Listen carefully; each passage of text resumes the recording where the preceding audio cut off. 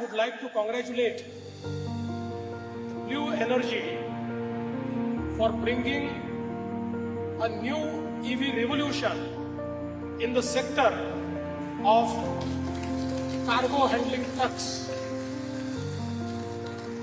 It is indeed a revolution because apart from the public transport, we needed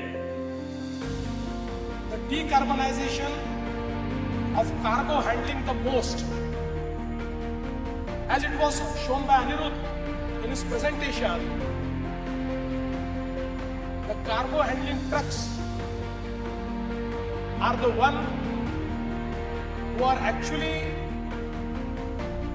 doing most of the pollution, emitting all those gases, and in our endeavor towards sustainability, it is very important that all forms of transportation is decarbonized.